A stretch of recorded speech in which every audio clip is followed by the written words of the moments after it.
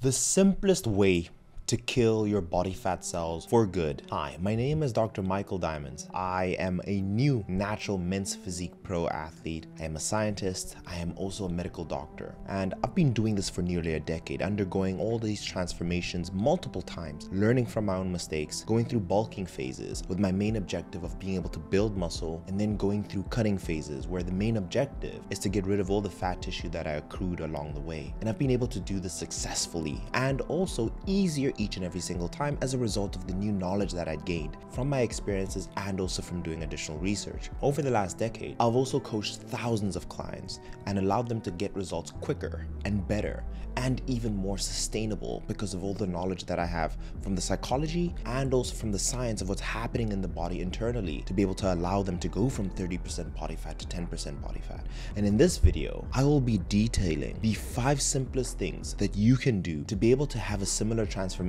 to myself, and not even myself, but ones like my client Sandra, who was able to drop over 40 pounds with me in 16 weeks, and she could never see results before until she started implementing these 5 simple steps I'm about to share with you. Look at my client Hallie, dropping just her fat tissue and maintaining her muscle mass and dropping over 14 pounds. Look at my client Dwayne, 80 years young, and finally dropping nearly 20 pounds in 6 weeks from implementing the 5 steps here. Look at my client Joe. He's also at 40 pounds in 16 weeks. And I've seen this happen time and time again, implementing these 5 simple steps that I call the mechanical rules of fat loss that I want you guys to be able to have, because I know that if you guys watch this video to the very end, and those are the people who are usually committed, you'll be able to see the same results. And I share this with you because I know that this can unlock more time for your life, this can extend your life, and that you can also share this information with your family. It doesn't matter how old you are, your metabolism, all these things that we feel is what's stopping you from losing weight. But let's not waste any time, let's dive straight in. So with the 5 mechanical rules of fat loss,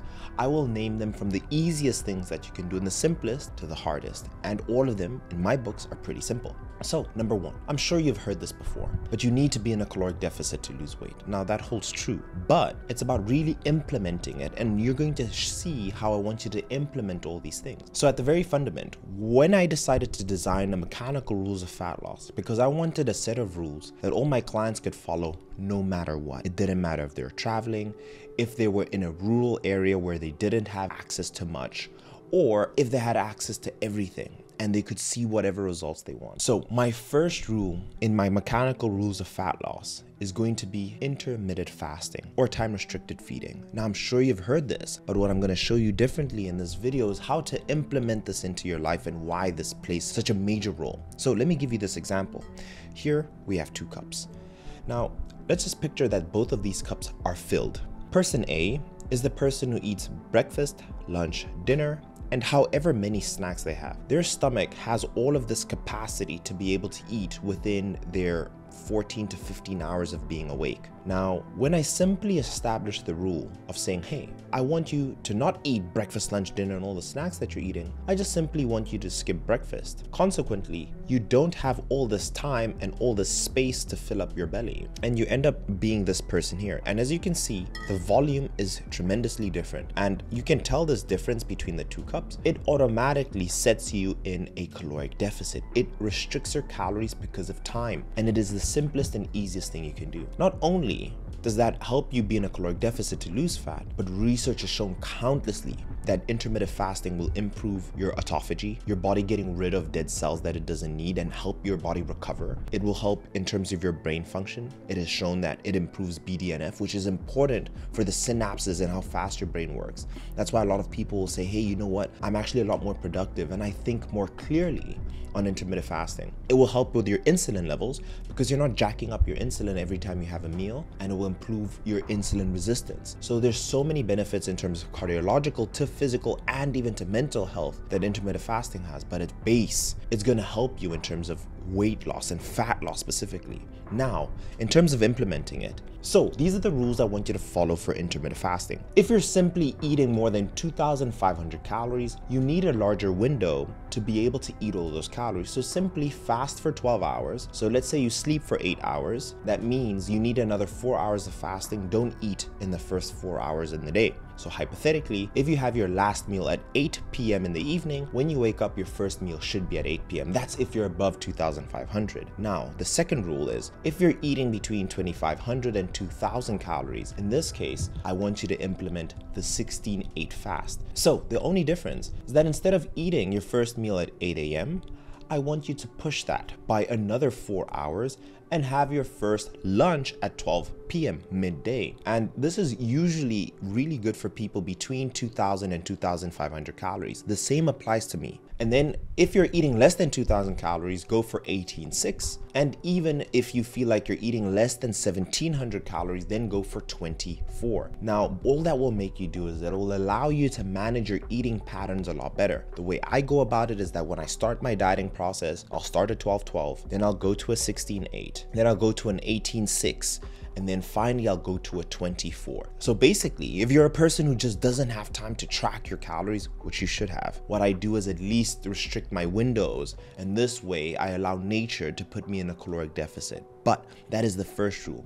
And with this mechanical rule, why this is so important is that if you're traveling, or if you're in a scenario where you're on a holiday, or you're in a scenario that doesn't allow you to fully control your eating, just simply restricting your time gives us a higher level of confidence that you're going to be in a caloric deficit and that you'll be losing fat. Now, that is our first rule, is implementing intermittent fasting. Now, my second rule of mechanical rules is the rule that will make sure that we're not losing muscle mass, because we don't want that. We want to maintain our muscle tissue. This rule is going to ensure we maintain, if not even build muscle, and we simply focus on losing fat.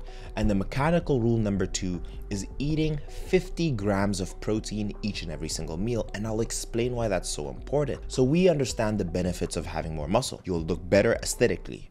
You'll also be able to boost your metabolism because muscle burns more calories compared to fat. And then finally, it's also just gonna help us in terms of our overall well-being, our bone health and structure. Now, with eating 50 grams of protein per meal, this will ensure that we're hitting that bare minimum of 1 gram of protein per pound of body weight. And what this does is that it will drive our muscle protein synthesis. So number 1, we can build muscle. Number 2, we know that the more protein you eat, the more fuller you'll feel. Protein is extremely satiating because of a number of factors. Thirdly, we also know comparing protein, carbs and fats, protein actually burns the most amount of calories in your body because your body takes more work to digest protein compared to carbs and fats. So it will consequently boost your metabolism. The fancy word we use in science, it's called the thermic effect of food. So we know that the more protein you're eating, the more your metabolism is working on that day. So by simply setting yourself this 50 grams of protein per meal rule, you now know, okay, every meal, I will eat 50 grams of protein. So it'll help you eat less, it'll help you build muscle, and it will boost your metabolism. So this is why I set this as a mechanical rule. It needs to be done. And this way you're not really stressing about tracking your foods. You just need to know this plate of food or this food I'm about to put in my mouth, does it contain 50 grams? This is a nice cheat sheet I created for my clients. I call it the 2-6-8-10 method.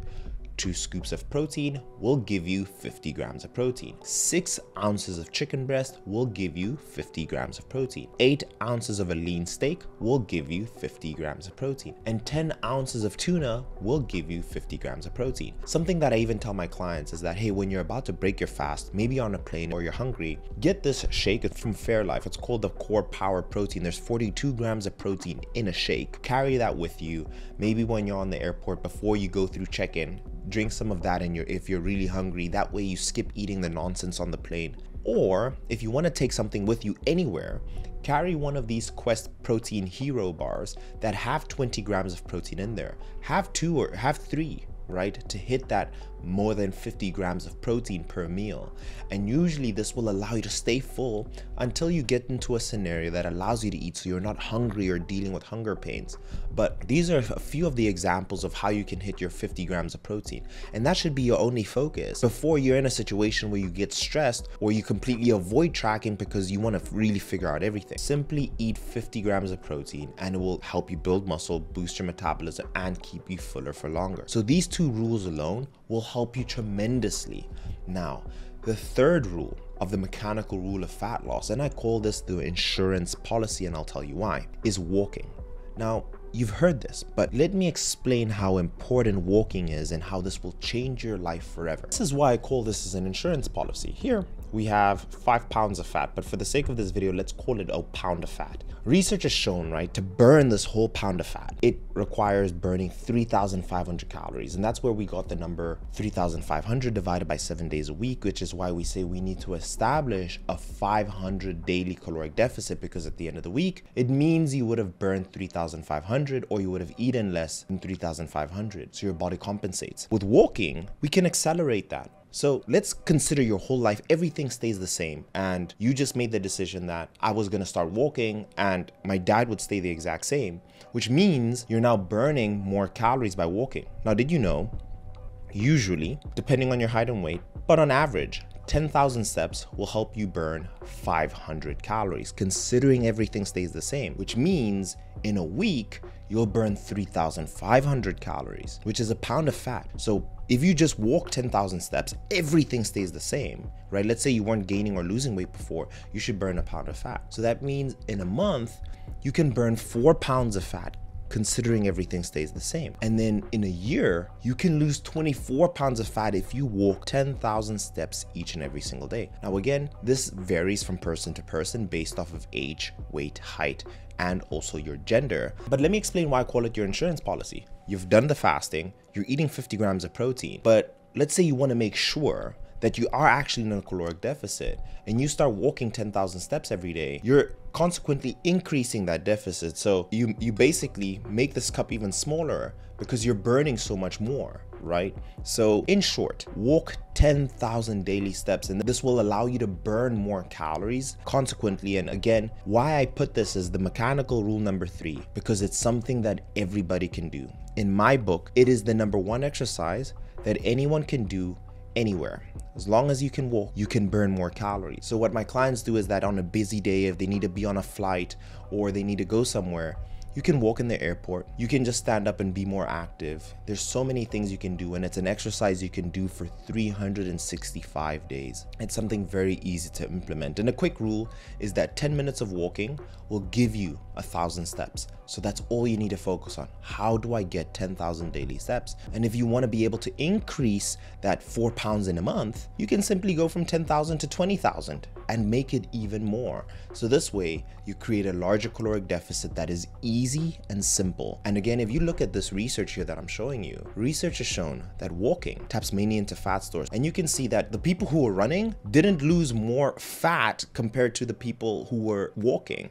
And even according to this other chart, you're seeing the people who are between 120 to 140 beats per minute in terms of heart rate were able to burn the most amount of fat per minute. So that's all you need to do, is you just need to walk. And let's say, for example, worst case scenario, you say, Dr. Mike, this didn't work. I tried it, didn't see any results. No problem. Increase it to 11,000. And 12,000, and eventually you'll get to a point where you start seeing the weight come off. And besides that, there's so many other advantages to walking mentally, because you get to think, you get to spend time with a partner, and it's really healthy because you're improving your blood flow to your brain. But it's also amazing for you cardiovascularly. This way you don't have to worry about your knee pains and all of these things. And before I even continue, I know there are people who are trying to work with me. I want to let you guys know that if you have tried all these things, you've not seen results, you've tried many different things, you're a busy professional, and it's so difficult for you to really try and sit down and do your own research and calculate your own calories, and you want me to figure this out for you, and you want the result guaranteed, go into the description of this video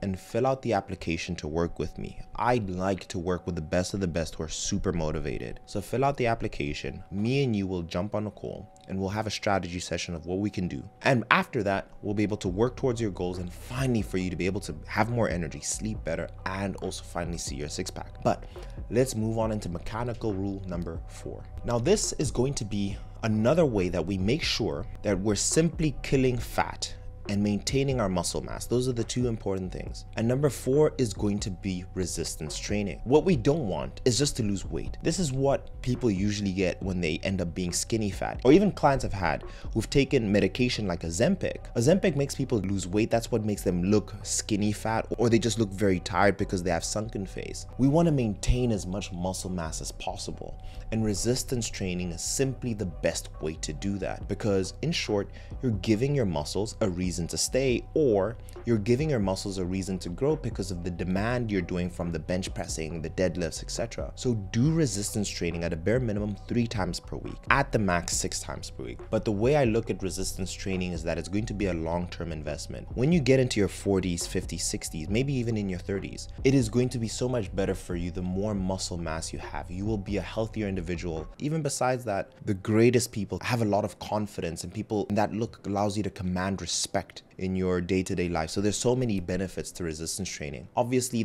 one is burning more calories than the other, but from my clients that I'm showing you, all right, I have them seeing equal success at 3 sessions versus 6. And I call this a long-term investment. So let's call it a really busy day. I know you can at least find a Friday, Saturday, and Sunday that you can work out in, or you train Saturday and Sunday and you work out once during the week because you're so busy.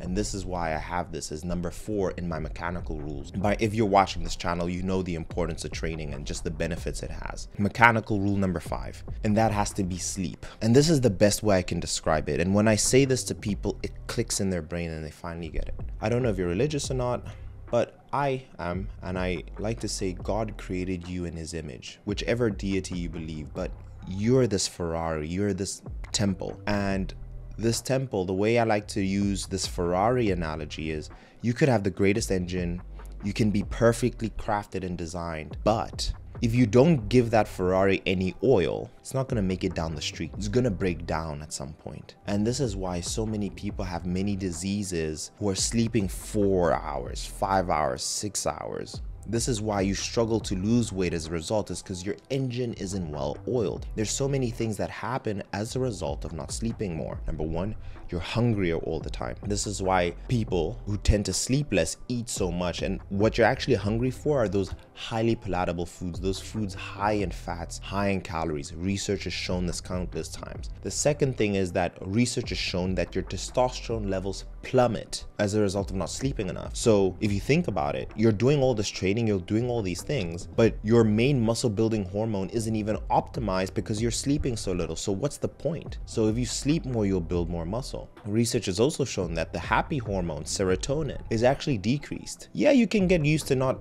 feeling as happy as you normally do, but what happens is that your brain starts to look for this happy hormone in other places, so you start eating more food. That's where the word comes, comfort food. You now feel better because you're eating all these high fat foods. So you're almost working against yourself every time you're sleeping less than 7 hours. But on the flip side, when you do sleep enough, your testosterone is at peak and you're building muscle easily. You don't actually feel so hungry, which makes this whole process so much easier. And I even noticed it, and I learned this the hard way going through medical school and being a doctor when I was sleeping so little. It took me twice, even 3 times as much time to get the same goal compared to when I was on holiday. So if you simply want the easiest way, the most simple way to make this whole fat loss thing effortless, sleep more. I'm just talking about fat loss. When I started sleeping more, my grades skyrocketed, my business skyrocketed, everything skyrocketed. This is the one single superhuman power we have, because going through REM sleep, going through deep sleep, your body goes through different restorative processes that you skip on. And this is why I use the analogy of the car. Your car will break down